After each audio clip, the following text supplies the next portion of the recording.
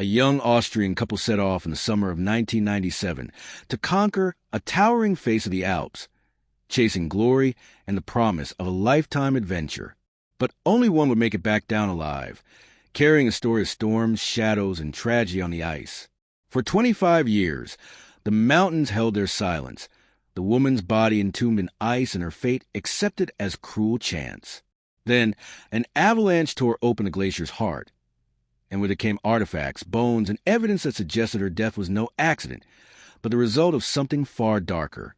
Welcome to Criminal Mind Tales. Before we dive in, make sure you hit that subscribe button, because the stories we cover here aren't just mysteries.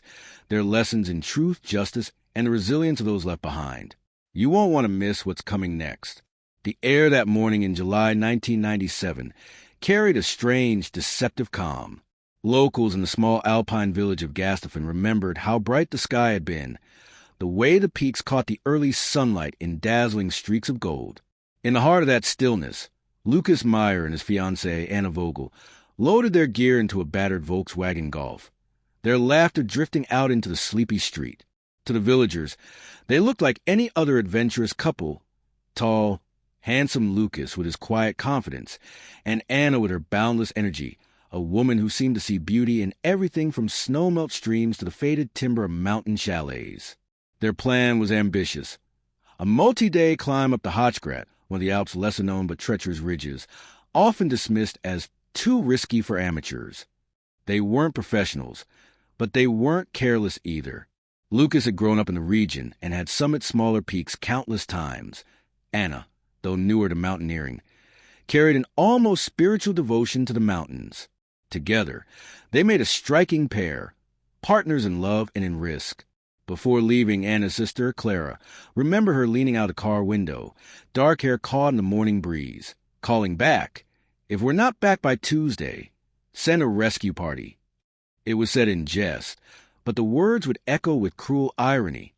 The couple was spotted at the trailhead that afternoon, shouldering heavy packs, crampons clinking against their boots.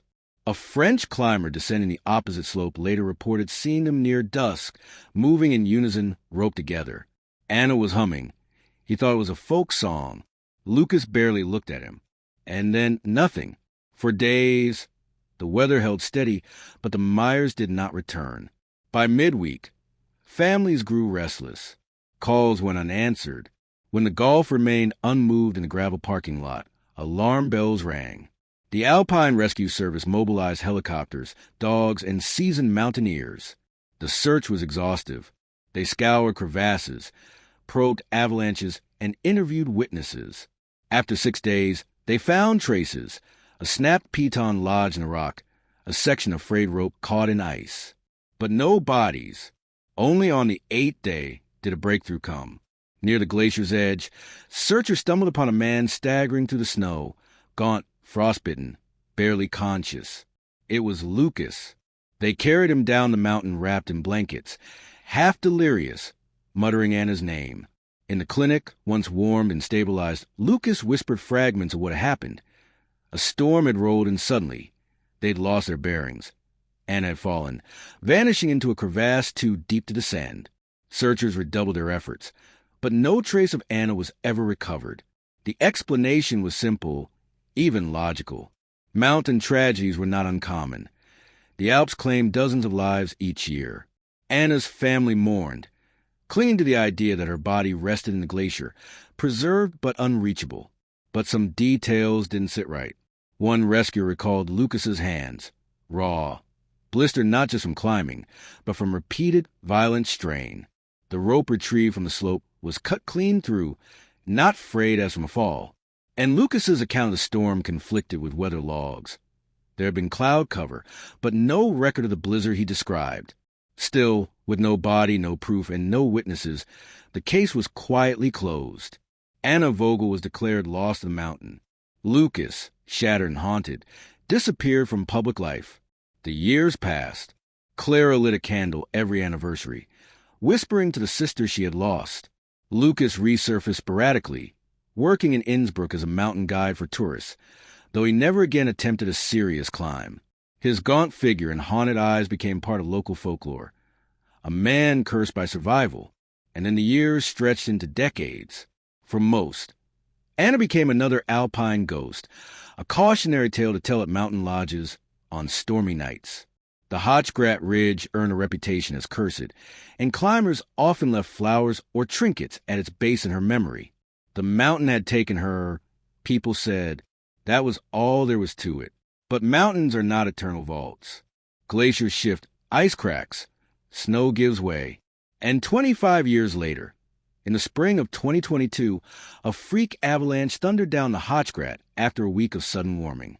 Locals described it as unlike anything they'd ever seen. Walls of snow and ice collapsing with the roar of a freight train. When the silence settled, climbers investigating the debris stumbled upon something grotesquely out of place, the edge of a climbing boot protruding from ice. And with it, the mountain began to speak again. The Alps have always been a paradox, breathtaking in their beauty, merciless in their cruelty. Families across Austria and Switzerland often whisper the same refrain when tragedy struck the mountains. They take what they want, and they keep it.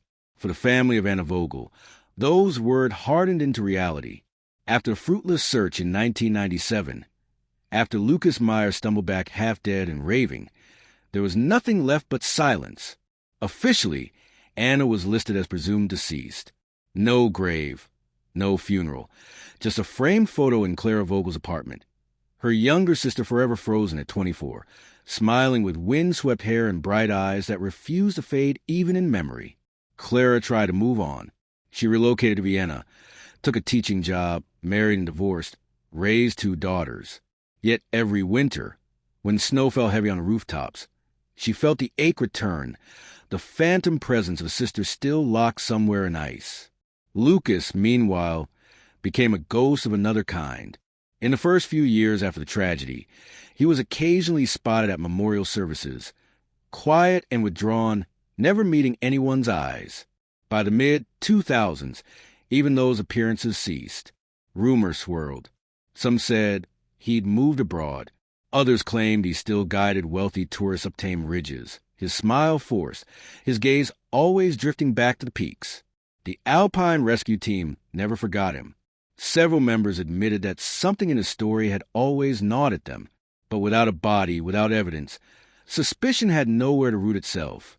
In mountain tragedies, the line between accident and something darker is often blurred beyond recognition. Over time, the story of Anna's disappearance became folklore, murmured in lodges to wide-eyed hikers as a cautionary tale. The Alps do not forgive mistakes. For Clara, it was not folklore, but a wound that never healed. She marked the anniversaries alone, lighting candles by Anna's photograph, whispering apologies for not being there, for not saving her. Time dulled public memory. Folders yellowed in police archives. The mountain stood unchanging, its silence mocking human grief. But the climate did change.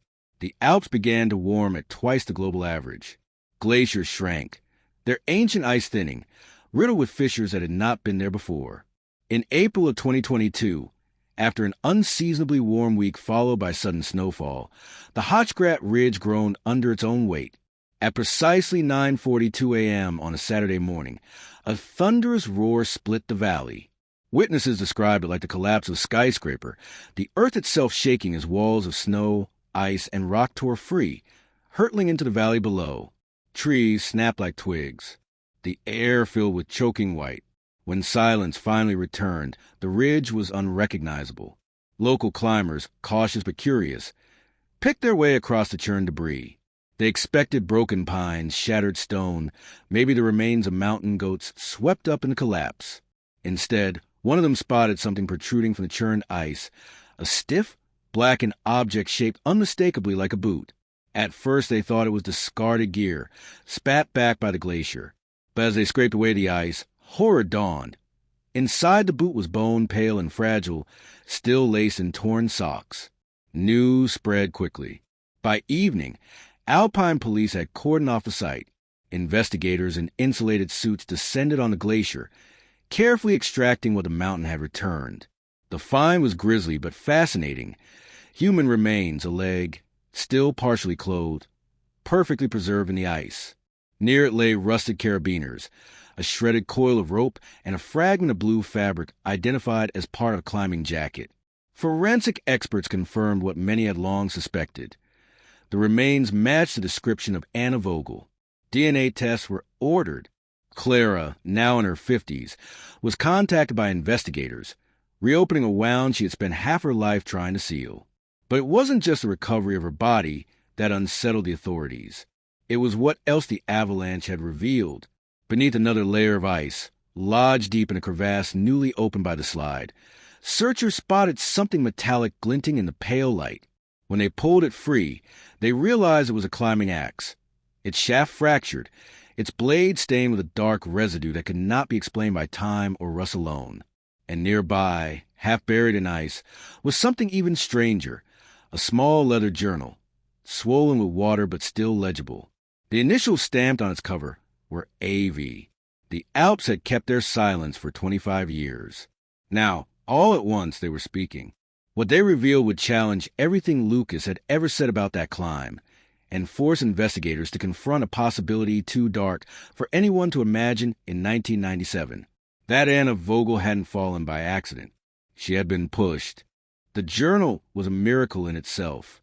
Leather binding warped, pages swollen and fragile, yet somehow preserved by the ice that had entombed it for a quarter of a century.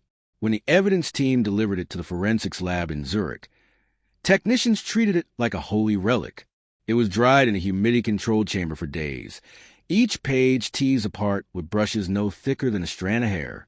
Slowly, Anna Vogel's handwriting emerged. Tight script, slightly slanted, the ink faint but readable. At first, it read like any climber's journal. Dates, elevations, weather notes.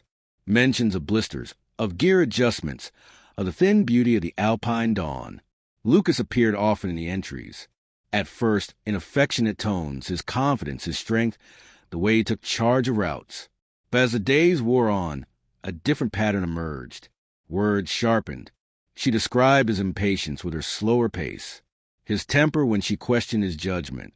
One line in particular stopped investigators cold. "I thought this trip might bring us closer. Instead, I feel like I'm climbing with a stranger. He scares me when he gets angry. Last night, he said if I don't trust him, I shouldn't be here at all." The final entry, dated 2 days before the official climb was said to have ended, was shorter still. "Something is wrong. He won't stop talking about the future, about tying our lives together. I wanted space, but the mountain gives none. I'll make a decision tomorrow. I'm afraid of how he'll take it." It was the closest thing to a voice from the grave. And in its quiet, slanted letters, it painted a picture no one had dared consider in 1997. That Lucas Meyer, the survivor who had told a story of tragic accident and impossible odds, had not been a victim of fate, but the architect of something darker. Meanwhile, the climbing axe recovered from the Glacier was undergo its own forensic resurrection. At the Institute of Legal Medicine, experts in metallurgy and forensic chemistry set about testing its surface. Layers of rust were carefully shaved away. Under magnification, they discovered faint traces embedded in the micro-grooves of the steel head, dark brown flecks resistant to time. Initial tests indicated hemoglobin proteins, degraded but still identifiable.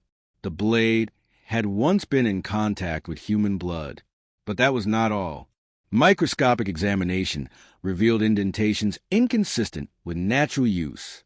Not the blunt force of ice strikes or rock scraping, but repeated impacts against a surface more fragile, yielding, yet resistant, bone.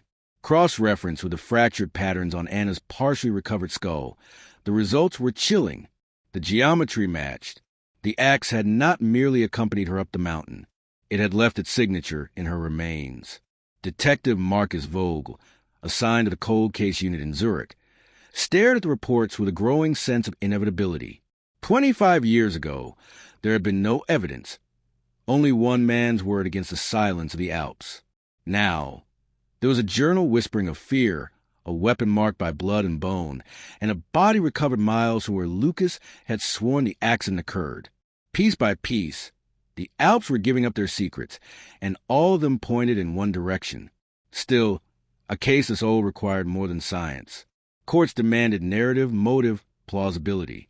So Vogel began reconstructing the climb, page by page, entry by entry, testimony by testimony. He compared the journal with Lucas's original statements from 1997. The contradictions were glaring. Lucas had claimed Anna slipped into a hidden crevasse during a blizzard, tethered to him by rope that snapped under sudden strain. Yet the journal suggested no storm on the days leading up. And when search teams had combed the region back then, they had found no crevasse where Lucas had insisted she fell. The mountain had shifted. Yes, glaciers do move, but not like this. Glaciologists consulted in 2022 agreed unanimously. For Anna's body to be where it was found, she would have had to enter the ice miles from Lucas's described site, meaning he had lied to rescuers, lied about the search, lied about how she vanished. For Clara Vogel, the phone call from detectives was a hammer blow. For 25 years, she had carried a version of events that, while cruel, was at least comprehensible. Her sister had fallen victim to nature. Now she was being asked to consider that it wasn't the mountain that had taken Anna, but the man she had loved and trusted.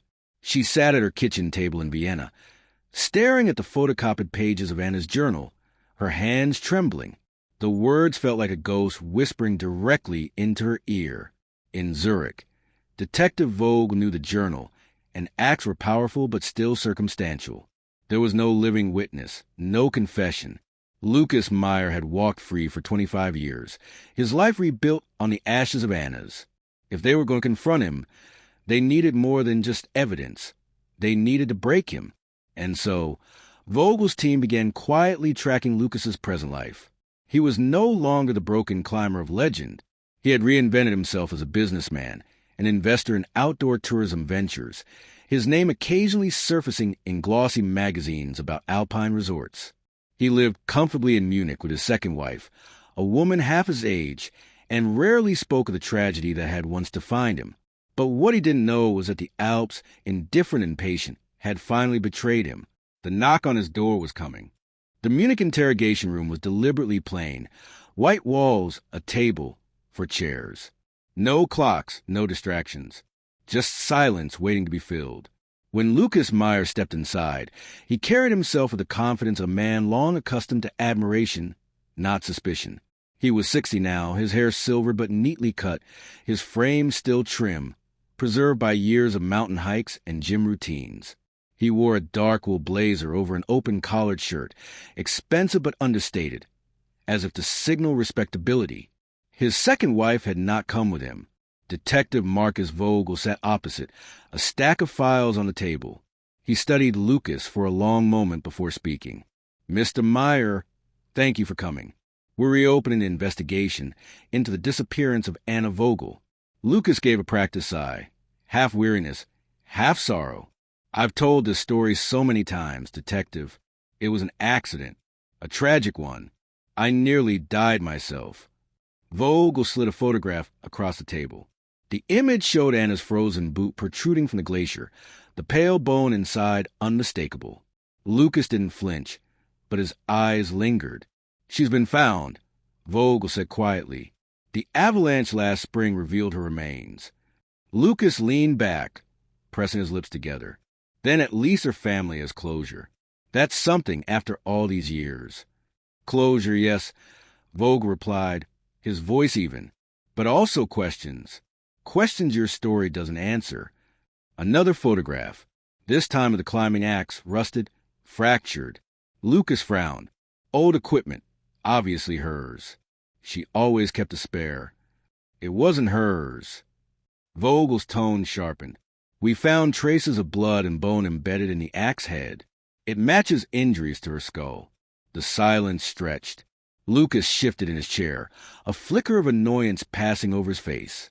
"Forensics after 25 years? You know as well as I do that glaciers contaminate. Rock, ice, animal remains. Anything could explain those traces." Vogel didn't answer. Instead, he slid a final item across the table, a photocopied journal page in Anna's hand. The words were unmistakable. "He scares me when he gets angry. I'll make a decision tomorrow. I'm afraid of how he'll take it." Lucas's composure cracked for the first time. His jaw tightened, his nostrils flared. He looked at the page, then at Vogel, eyes cold. That proves nothing. Couples fight. She was emotional. And journals. Anyone could write something dramatic in the mountains. But she didn't come back, Vogel said softly. You did. And now her body, her words, and your equipment all tell the same story. Lucas leaned forward, his voice low and edged. You're trying to rewrite history, to turn a tragedy into a crime. I was there. You were not. Anna slipped. That's all. Vogue let the words hang, then pressed harder. You told rescuers. She fell into a crevasse near the Hotchgrat Ridge. But glaciologists have confirmed. For her body to end up where it was recovered, she must have entered the ice miles away. You sent them searching in the wrong place, Mr. Meyer. Why? For the first time, Lucas had no immediate reply. He opened his mouth, then closed it. A muscle twitched at his temple. You weren't lost, Vogue continued, voice steady. You were buying time. Time to survive. Time to let the mountain bury her. He leaned forward now, his eyes locked on Lucas. But the mountain didn't stay silent.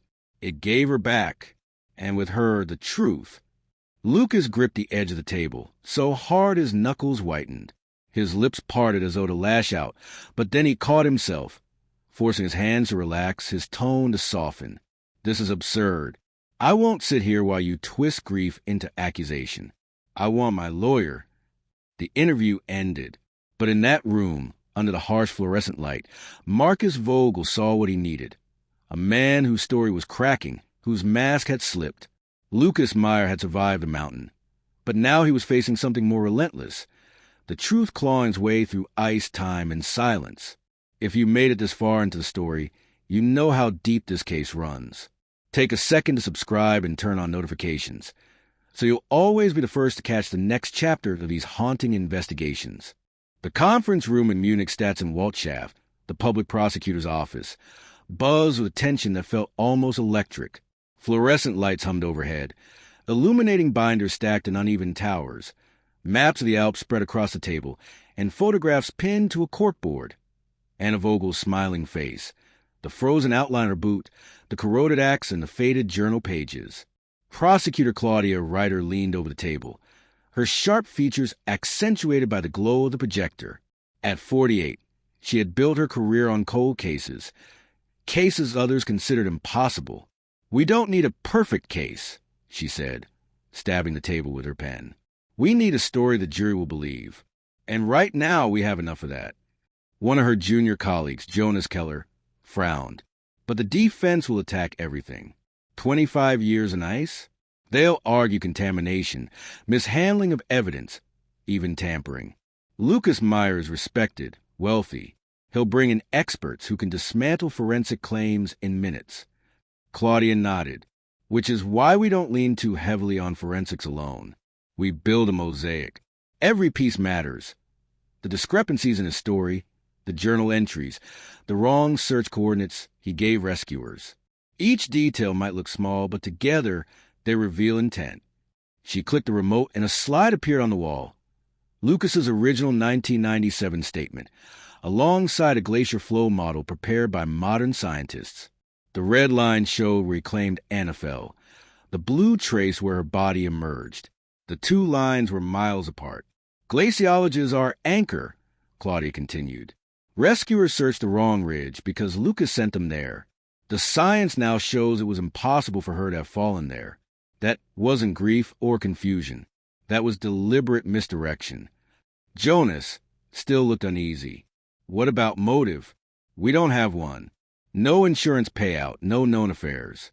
Without motive, the defense will say this is nothing but tragedy recast as crime. Claudia flipped to the next slide, a photocopy of Anna's journal entry. He scares me when he gets angry. I'll make a decision tomorrow. I'm afraid of how he'll take it. She was going to leave him, Claudia said flatly. We may never know if it was divorce, infidelity, or just fear control. But this line gives us motive. She was about to end it, and he couldn't accept that. Silence fell across the room. Finally, a senior investigator, Detective Marcus Vogel, who had just returned from the interrogation, spoke. His voice was calm but firm. I watched him when we presented the journal. He cracked. Not fully, but enough. The arrogance slipped. He's been telling this story for 25 years, and for the first time, he doubted his own words. That doubt is what we need the jury to feel. Claudia's eyes swept the room, gauging the faces of her team. Then that's our path. We will not try to resurrect a perfect forensic case, because time destroyed perfection. Instead, we present a fractured truth, piece by piece, until it's clear. Anna Vogel did not simply fall. She was silenced. She paused, letting the weight of her words settle. And the Alps, after 25 years, have given her a voice again. Around the table, pens began to move, files shuffled, strategies whispered. A case was taking shape. Not ironclad, not flawless, but sharp enough to cut through the defenses of a man who thought the mountains had buried his secret forever. The courtroom in Munich District Court was packed, the air heavy with anticipation. Rows of journalists filled the benches, pens poised, cameras ready to snap the moment Lucas Meyer entered. Beyond them sat strangers drawn by curiosity, Anna Vogel's surviving relatives, and a handful of Lucas's supporters, second wife, business partners, old climbing friends who refused to believe the smiling man they knew could be capable of murder. When Lucas appeared, escorted by his lawyer, he carried himself as though stepping into a lecture hall rather than a courtroom. His tailored suit, his upright posture, the faint smile he gave his wife in the gallery, all calculated to project dignity, not guilt. He clasped his hand behind his back, acknowledging the judge with a polite nod, as though he were a guest, not the accused. Prosecutor Claudia Reiter sat at her table, calm, her notes arranged with surgical precision. She had no smile for Lucas. To her, this was not theater. It was a reckoning 25 years overdue. The judge, an older man with iron-gray hair, struck the gavel. We are here in the matter of the state versus Lucas Meyer, charged with the murder of Anna Vogel in 1997. Counsel, you may proceed with opening statements. Claudia rose first. She stepped toward the jury box, her voice firm and deliberate. Ladies and gentlemen, the mountains keep secrets. For 25 years, the Alps held the body of Anna Vogel, entombed in ice, hidden from justice. Her husband told the world she slipped, that it was an accident, and for decades, the world believed him. But last year, the ice shifted. An avalanche revealed her remains, and with them, the truth. The evidence you will see in this courtroom will show that Anna Vogel did not fall by chance. She was struck, silenced, and left behind. She let the words hang, then paced slowly, drawing the jury into her rhythm. You will hear how Lucas Meyer misdirected rescuers to a false location, ensuring her body would never be found.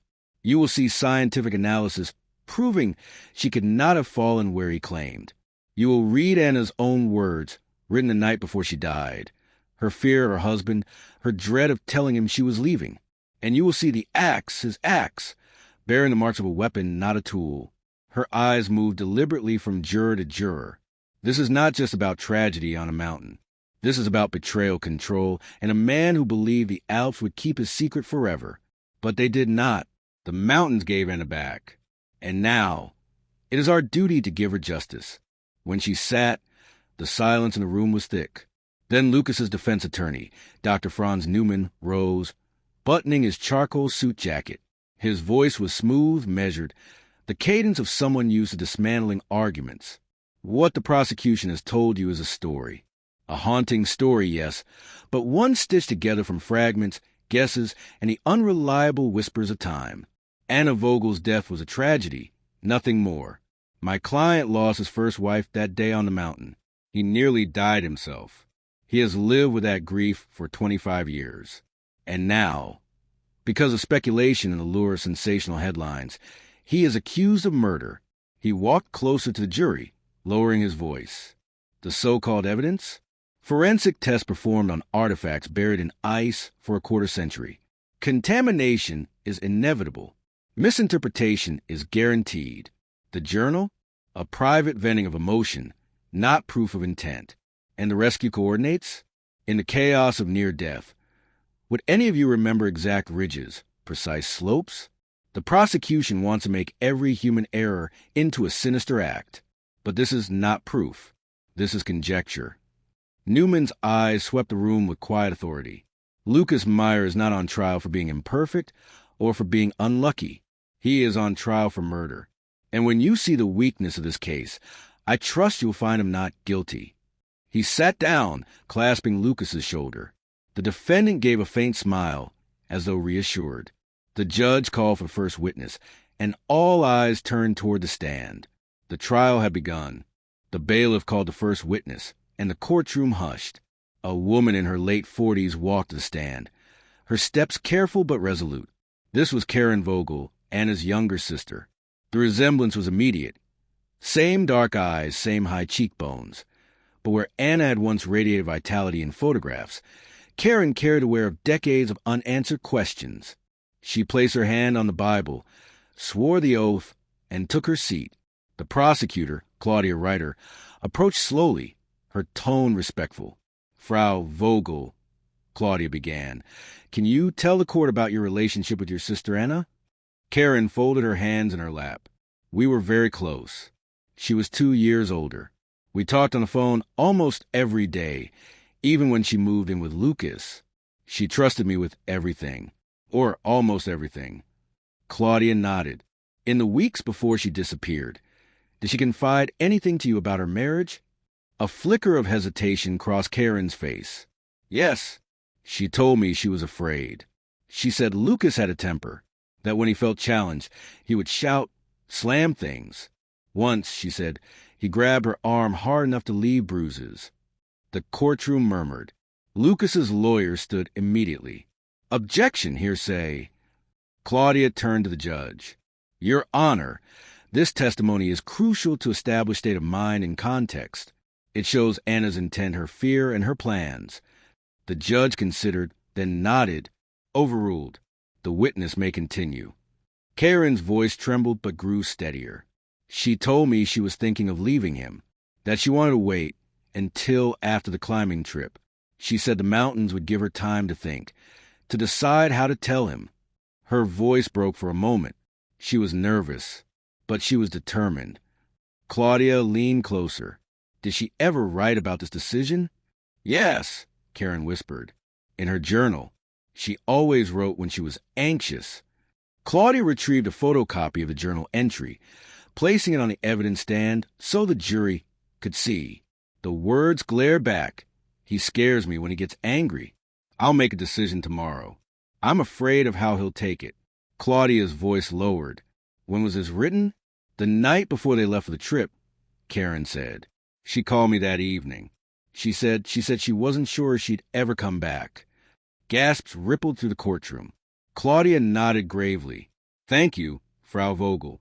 No further questions. Defense attorney Newman rose, buttoning his jacket. His tone was calm, almost soothing. Frau Vogel, you loved your sister dearly, didn't you? Yes. And her death devastated you? Yes. Grief, however, can play tricks on memory. Would you agree that over 25 years, recollections can shift? That fear and sorrow might make you remember things more darkly than they were? Karen's jaw set. I remember clearly. Newman smiled faintly, turning toward the jury. Of course. But the truth is, you weren't there on that mountain. You don't know what happened. All you know is that your sister was emotional, upset, perhaps exaggerating. People vent to their siblings, don't they? You vented before, haven't you? Karen's eyes burned with sudden anger. She wasn't exaggerating. She was afraid of him, and now she's dead. The judge called for order as murmurs rose again. Newman spread his hands innocently, as though the outburst proved his point, then returned to his seat. Karen stepped down, her face pale, but her words lingering in the air like frost. The prosecution had made its first strike. Anna Vogel's voice through her sister had been heard. But the defense had shown their strategy too, dismantling, reframing, casting every shard of testimony as unreliable. And as the judge called the next witness, the Glacier expert, the weight of the trial deepened. The Alps themselves were about to testify. The courtroom felt different that morning. It wasn't the sterile hum of legal arguments or the cold recitation of timelines and forensic detail. Today, it was heavier, more human. The bailiff announced the next witness, and all eyes turned toward the door as an older man shuffled in. It was Friedrich Vogel, Anna's father. His hair had gone white, his body bent by years, but his presence commanded silence. He carried a worn photograph in his hand, its edges frayed from decades of being touched, pocketed and repocketed. The photo showed Anna at 19 laughing, her climbing gear slung over her shoulder, sunlight catching her hair. He took the oath with a trembling hand, then sat, clutching the photo as though it were the only anchor in the storm. Prosecutor Claudia Reiter approached softly, her usual steel tempered into something gentler. Herr Vogel, thank you for being here today. Could you tell us about your daughter, Anna? His voice was low, cracked but steady. Anna was light. She brought joy into every room she entered. She loved the mountains, but not recklessly. She respected them. She prepared. She would call her mother before every climb, and again when she returned safely. Except that last time. A hush spread over the jury box. Do you remember the last time you saw her? Claudia asked. Friedrich swallowed hard. Yes. She came to dinner the night before they left. She was quiet, not her usual self. I asked if something was wrong. She smiled, but it didn't reach her eyes. Later, when Lucas went to the car, she leaned over to me and said, Papa, I might not come back. But if I don't know that I love you, the courtroom froze. Even Claudia's pen stilled in her hand. Did you understand what she meant? He nodded faintly, his lips trembling. I thought she was just nervous about the climb. But after she vanished, those words haunted me. Every day, for 25 years, I've replayed them. And now, here are her words in that journal. I know what she meant. She was afraid. The defense shifted uncomfortably at their table. Then, slowly, Friedrich turned his gaze toward Lucas. For the first time since the trial began, the frail father's grief transformed into something rawer. You came back down that mountain, Lucas, he said, his voice louder now. You told us you tried to save her, that the storm took her. And we believed you. We cried with you. We buried an empty coffin because of you. And now, his hand shook, raising the photo. Now I know you lied. Gasps filled the courtroom. Lucas, for once, did not look back. His eyes fixed downward, his jaw clenched. The judge called for order, but Friedrich's words had already cut through the legal formalities. They had not been evidence, not in the strict sense. But to the jury, to everyone listening, they carried a truth no expert could quantify. When Friedrich stepped down, leaning on the bailiff's arm, the air in the courtroom felt altered. The trial was no longer only about glacier science or forensic gaps. It was about the faces of those left behind, the voices that had been silenced for a quarter of a century. And for the first time, Lucas Meyer looked less like a grieving survivor and more like a man being closed in by ghosts. The air in the courtroom had barely settled from Friedrich Vogel's testimony when the bailiff called the next witness. This time it wasn't a grieving parent or a tearful friend. It was science itself, summoned in human form. Dr. Elise Brandt, chief forensic pathologist, took the stand with a quiet authority. She adjusted her glasses and spoke with precision. Her tone clipped and certain, the kind of voice jurors instinctively leaned toward. Claudia Reiter, the prosecutor, began. Dr. Brandt, you conducted the post-mortem examination of Anna Vogel's remains. Could you summarize your findings for the court? The pathologist nodded. Yes. The remains were remarkably well-preserved due to the glacial environment. What we found were patterned injuries to the skull, puncture-like impressions consistent with repeated impacts from a crampon, the spike traction device used in mountaineering. These injuries were not consistent with a fall onto ice or rock. A ripple passed through the room. Everyone knew what that meant, but hearing it stated so clinically carried a chilling weight. Claudia leaned forward. So, doctor, in your professional opinion, Anna Vogel did not die in an accidental fall? No, Dr. Brandt replied without hesitation. Her injuries strongly indicate blunt force trauma inflicted by another person wielding or wearing climbing equipment. In plain terms, this was homicide. Defense attorney Martin Kessler was on his feet instantly. Objection, Your Honor. Conclusion, she cannot state definitively this was homicide. She can only speak to injuries. The judge narrowed his eyes. Sustained. Jury will disregard the last statement. But the word was already there. Homicide. Echoing in every juror's mind. When cross-examination came, Kessler tried to muddy the waters. Dr. Brandt, glaciers are dynamic systems, are they not? Yes. They exert pressure movement, grinding rock and ice together for decades. Couldn't that, perhaps, cause fractures in bone that might resemble, say, puncture wounds? Dr. Brandt fixed him with a steady gaze.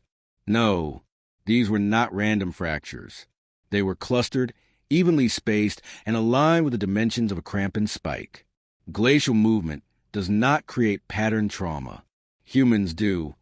The defense faltered. The jury scribbled notes. Next came Dr. Reinhard Weber, a glaciologist whose gray beard and weathered skin made him look more like a mountain guide than a scientist. He was brought to explain the geography, the impossible path Lucas's version of events required. Professor Weber, Claudia began. If Anna had truly fallen into a crevasse where Lucas Meyer claimed she did in 1997, would her remains have ended up where they were discovered in 2022? The glaciologist shook his head. No, glaciers flow, but they follow predictable valleys and directions. For her to appear where she was found, she would have had to fall on a completely different section of the mountain, miles away from Lucas's claimed site. It is geophysically impossible for her to drift from his described accident point to her actual recovery location. Claudia let the words hang. Impossible. Kessler rose for his cross. Professor, isn't it true that glaciers can behave unpredictably? That avalanches, subglacial meltwater, and shifting ice layers can alter movement patterns over decades? The scientist smiled faintly, patient but firm. I have mapped this glacier for 30 years. Its flow is as knowable as the current of a river. Unpredictability does not mean chaos. It means variation within limits. And within those limits, there is no conceivable path from Lucas Meyer's claimed accident site to the recovery site. None. The jury stared, some eyebrows raised, others' lips pressed tight. Forensic science had spoken, geology confirmed it, and the once unshakable story of survival was cracking apart. When Weber stepped down, Claudia knew the impact was profound. The defense could argue emotion, memory, doubt, but science had no memory to distort, no grief to manipulate. It only had facts. Lucas sat rigid at the defense table, jaw locked, hands clasped so tightly the knuckles whitened. For 25 years, he had lived under protection of silence, of vanished ice and unanswered questions. But now the mountain itself had risen against him. Its secrets turned into evidence, and the jury could see it. The courtroom was hushed in a way no order from the judge could command. It was a silence of breath held, of lives suspended, of 25 years balanced on the edge of a sentence. The jurors filed back into their box, faces unreadable. The trial had stretched for weeks. Science, testimony, grief, and accusation woven together into a tapestry of uncertainty. Now the moment had come. Lucas Meyer sat rigid at the defense table. His lawyer leaned in, whispering something measured, but Lucas's eyes were fixed straight ahead, unblinking. His face was drawn tight. Not a man resigned, but one fighting to hold together the last scraps of a life unraveling. Across the aisle, the Vogel family sat in a row. Friedrich clutched Anna's photograph in both hands, his thumb worn into its surface. Beside him, her sister stared at the floor, lips pressed white. They had waited a quarter century for this moment, through frozen grief and thawing truth. The judge cleared his throat. Ladies and gentlemen of the jury, have you reached a verdict? The forewoman rose, paper trembling slightly in her grasp. Yes, Your Honor, we have. She handed the folded slip to the bailiff, who brought it to the judge. The judge's eyes flicked over the words. Then he passed it back to the forewoman. Please read your verdict. The room seemed to contract around her. She unfolded the paper. In the matter of the state versus Lucas Meyer, on the charge of murder in the first degree, we the jury find defendant. She paused, a single heartbeat stretching like eternity. Guilty. Gasps broke through the room, followed by the muffled sob of Friedrich Vogel. He bowed his head over the photograph, shoulders shaking, the decades of waiting and wondering dissolving into raw release. The prosecutors remained composed, but there was a flicker of grim satisfaction in Claudia Ryder's eyes. At the defense table, Lucas did not move. Not a word, not a sound. Only a flicker of something hollow in his gaze, as if, for the first time, he could see the mountain's shadow truly closing in. The judge's gavel struck. Order in the court. Sentencing will follow in accordance with statutory procedure. But for those in the room, the words hardly mattered. The verdict itself was the sentence they had been waiting to hear. Outside, cameras waited. Headlines were already drafting themselves. Justice after 25 years. Alpine mystery ends in conviction. But inside the courtroom, the moment was quieter, almost sacred. It was the end of a story that had begun on a cold peak, carried by avalanches and whispers, by lies and silence, until truth finally broke through the ice. As Lucas Meyer was led away in handcuffs, Friedrich looked up, tears blurring his vision. He wasn't smiling, but the lines of his grief had softened just slightly. Justice had not brought Anna back, but had given her voice one final echo, one that rang clear enough for the world to hear. And for the first time in 25 years, the mountain silence was broken. The verdict may have been reached, but the questions around justice, grief, and truth never really end. If this story gripped you, subscribe now and join us for the next case, because every story deserves to be told, and you won't want to miss the one we uncover next.